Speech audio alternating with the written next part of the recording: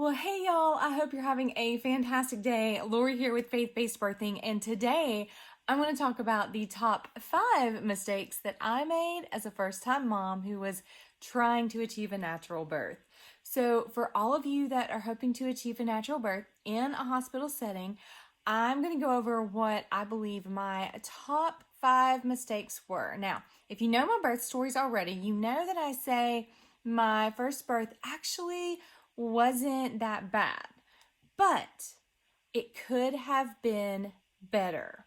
All right. So I'm going to share some things that, I deviated on that were in my birth plan that kind of still haunt me today. And it's not because I gave on it, but it's because had I known, it could have been way better and things could have went differently. So, mistake number 1.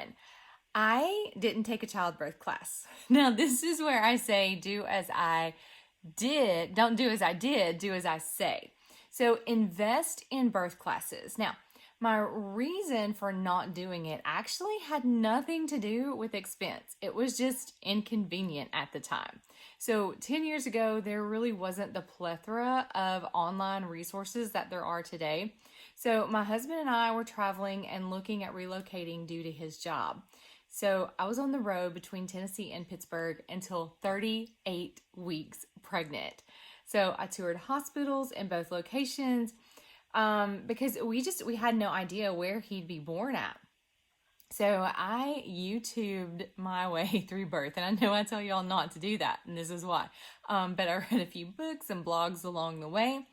But there was so much needed information inside of childbirth classes that I did not get from the videos that I watched on YouTube or reading. So before my next birth, I invested my time and money and I took a childbirth class. Well, I actually enrolled in the childbirth educators course because if I was going to do it, I was going to go all the way, right? But so between the courses and the things that God was shifting in my heart, my second birth was so much better.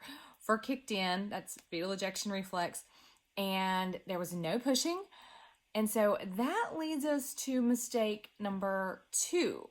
Mistake number 2 in my first birth was not protecting the pushing phase. So I pushed for 4 hours. They told me, hey, you're out of 10 and you're ready to push. Now, I had no coach pushing written on my birth plan, right? But I didn't fully understand why I had no coached pushing in my birth plan. So as a first-time mom, I thought that coached pushing just meant the okay and push 1, 2, 3, 4, blah, blah, blah, right? I didn't understand that it meant that they shouldn't tell me that it's time to push just because I was at 10 centimeters. And I think that that's a mistake that many moms make, rather than just waiting on our bodies to tell us when to push, we just go with the idea of, okay, you're out of 10, so push. And that was detrimental for me because the baby wasn't engaged yet. So I was out of 10, yes, but he was at a higher station and I needed to stay upright longer to allow him to engage, not be laying down on the bed pushing with all my might to get him out. So again, this is where mistake number 1 led partially to mistake number 2 because, I YouTubed my way through birth. So I had watched videos on using a birth ball. However, that doesn't mean that I had anyone teach me how to properly use a birth ball. So it was actually closing my pelvis off rather than opening it up for the baby to engage at a more optimal pace, which resulted in baby staying higher for longer, staying at a higher station for longer. And I didn't even know what stations were at that point, all right, or why they mattered. So mistake number 3. Mistake number 3 is I didn't prepare for my water to break first. Now, that only happens to 10-ish% of moms, and I didn't think it would be me, but it was. It also happened with my second birth, but there were 2 very different things that happened in this process. With my first, as soon as my water broke, I got up, I got ready, I ate something, and I went to the hospital. With my second birth, I had taken classes at that point and done a lot of research, and so I learned so much more. And I knew that my best option for a natural birth was to and to not have to deal with like being pressured to progress on a timeline or to be threatened with a cesarean or other interventions. That my best thing I could do was to stay home. And so that's what I did. I stayed home and labored for as long as possible. And by the time I got to the hospital, we only had an hour until the baby arrived. So with my first, we hit walls with the staff, and I had to advocate, my husband had to advocate for our rights from the moment of check-in, y'all, like from the moment of check-in. So this slowed my progress and created anxiety. Now, I was group B positive for all 4 babies. So I only received antibiotics with baby number 1. Now, that was my decision, and you get to make your decision, okay? And you also get to decide when to go in if your water breaks first. So know also that there are different levels, so to speak, of your water breaking. And so we'll talk more about that in another video, so stay tuned. But on to mistake number 4. So mistake number 4 was not preparing for breastfeeding before baby got here, okay? So breastfeeding is a learning curve, and it matters that you prepare prior to birth. So you don't want the stress of like trying to troubleshoot all of that during your postpartum phase.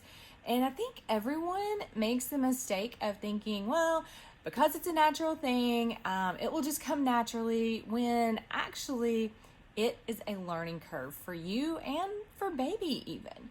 So look for a local La Leche League to join. That's a fantastic resources for you. They can help refer you to IBCLCs in your area. And on that note, let me say, and I've said this before, not all breastfeeding consultants are the same. Just like not all OBs are the same, not all midwives are the same. But we'll do other talks on that. We'll do other talks about navigating the world of breastfeeding and things like that. And I've posted some videos already in here that are more, more along those lines. But there'll be more stuff coming up, and we'll talk with some consultants as well. So mistake number 5, surrender. I was not fully surrendered to the Father during my first birth.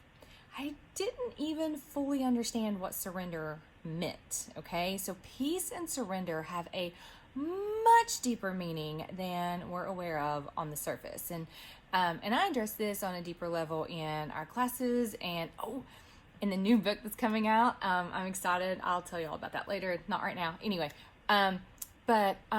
so know that surrender and peace have a much different meaning. And did you know that surrender is not even in the Bible like the way that we think of surrender? So when you dig into it, you learn a lot of really cool stuff, which is awesome. But anyway, as I said, I wasn't completely surrendered. And when going past my due date, I was getting anxious and all of that. But I'm thankful for that time of waiting, because he taught me a lot in that. But we'll talk about that later. But surrender is not in scripture. And so, stick around. You'll hear me do some Bible studies. We'll dig into what God says about birth and a whole bunch of other stuff. But, I'm really excited to, share some amazing stuff with y'all, talk with some amazing experts, and those are my top 5 mistakes that I made as a first-time mom trying to achieve a natural birth in the hospital. Now, other mamas, I would love if you would put in the comments below if you have things that you look back on and wish you had done differently. Put them in the comments so that others can glean from those experiences, and hopefully we can all continue to learn together, and we can take the fear out of birth and take it back from the enemy. Okay, so anyway, I love you guys. I hope you have a fantastic day, and I will see you soon. All right, bye.